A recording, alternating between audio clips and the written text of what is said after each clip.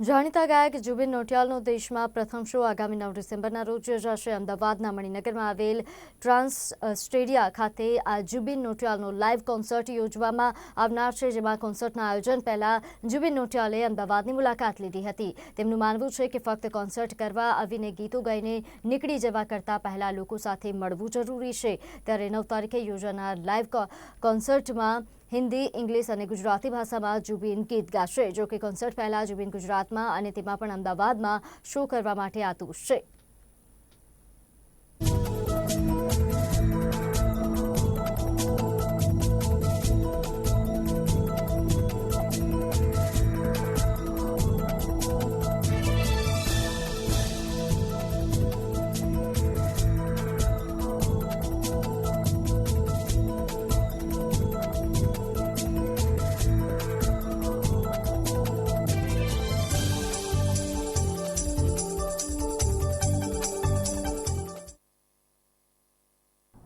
हम लोग ऑनेस्टली अभी कुछ 10-12 कंट्रीज से प्ले करके आ रहे हैं।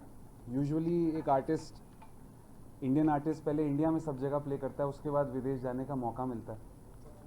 बट अपने तारे कुछ ऐसे रहे और कुछ ऐसा रहा कि पहले हम लोग के सारे बाहर के टोज रहे।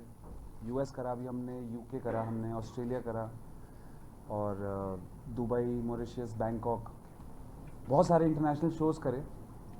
और देख के बहुत खुशी हुई कि इतने सारे इंडियंस वर्ल्ड वाइड स्प्रेड है और हिंदुस्तानी आर्टिस्ट को सुनने आते हैं, हिंदुस्तानी आर्टिस्ट को देखने आते हैं। तो लगा कि अगर यहाँ पर इतनी भीड़ है तो अगर इंडिया में हम लोग करें तो मुझे लगता है कि बहुत ज़्यादा मज़ा भी आएगा और एक बहुत ही सुंदर शो बनाया जा सकता है। तो आज मैं आया हूँ ट्रांस स्टेडिया। हमने असल में फिर उसके बाद ट्राई करा कि काफ़ी अलग अलग जगह शो करें, लेकिन कहते हैं ना, जब जहाँ तारे ले जाते हैं उधर ही चलना चाहिए। वो कुछ ऐसे ग्रह बैठे कि इवेंचुअली हमारी इंडिया टूर की शुरुआत ही गुजरात से हो रही है। यहाँ पे जब हमने शुरू करा बात करना, तो वेन्यू से लेकर के, डेट से लेकर के, प्रोडक्शन से लेकर के हर चीज़ अपने आप ही एक के बाद एक रास्ते पे पड़ती रही। और हम लोग को पहला शो इंडिया में हम लोग अहमदाबाद गुजरात से कर रहे हैं ट्रांस स्टेडिया में। और जो पूरा मोटिव है इस शो में इस तरह से पर्सनली इन्वॉल्व होने का, ताकि क्योंकि मुझे लगता है कि आज की डेट में बहुत सारे शोज़ बहुत सेम से दिखते हैं। सेम स्टेज होता है, सेम वेन्यू होती है, सेम ऑडियंस होती है, सेम ही गाने हो रहे हैं, म्यूजिशियन भी सेम ही होते हैं। तो थोड़ा सा उसको एक लेवल और ऊपर ले जाकर के कुछ अच्छा और ख़ूबसूरत दिखाने की उम्मीद कर रहा हूँ मैं।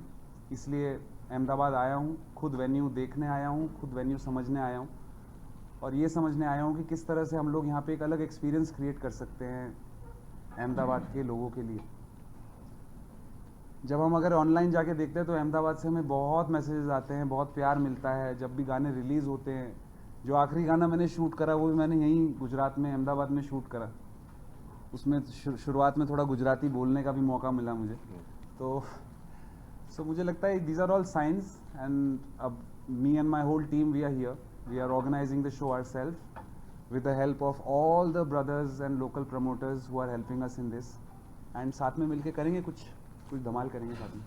बट हाँ, डेफिनेटली लाइट, साउंड और परफॉर्मेंसेस बहुत स्पेशल रहेंगी, सॉन्ग सिलेक्शंस बहुत स्पेशल रहेंगे और एक स्टेडियम में कॉन्सर्ट होता किस तरह से है उसको हम लोग अच्छी तरह से दर्शाना भी चाहते हैं और एक स्टैंडर्ड भी सेट करना चाहते हैं। और सबसे इम्पॉर्टेंट एक मार्क बनाना चाहते हैं किस तरह से हम बाकी सारे शोज़ में से एक ऐसा शो कर सके जो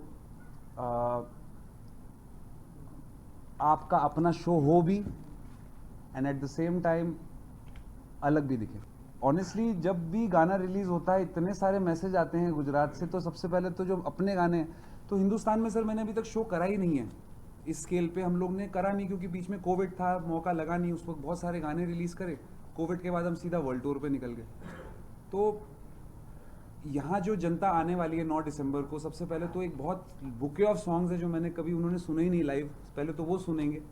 उसके अलावा मैं और भी कुछ ऐसे ऐसे फ्लेवर सुनाना चाहता हूँ। मैं कुछ पुराने गाने भी गाना चाहता हूँ जो मुझे बहुत पसंद है, बचपन से जो गाया करता था, ऐसा भी कुछ गाना चाहता हूँ। कुछ ऐसे गाने हैं जो शायद उसमें कोई रेस रिलीजन कुछ है ही नहीं, उसमें कोई एज नहीं है उस गाने की। वो गाने मेरे पैदा होने से पहले भी चलते थे और शायद मेरे बुढ़ापे तक भी चलेंगे। तो ऐसे भी कुछ गाने रहेंगे उसमें, कुछ पर्सनल सी बातें होंगी, कुछ शेर व शायरी होगी, और अब इससे ज़्यादा क्या बताऊँ आपको। काटूं कैसे राता ओ सावरे, जिया नहीं जाता सुन बावरे, के राता लंबे आ रे, कटे तेरे संगया रे। સમાચારોમાં આગળ વાત કરીએ મહત્વના સમાચારમાં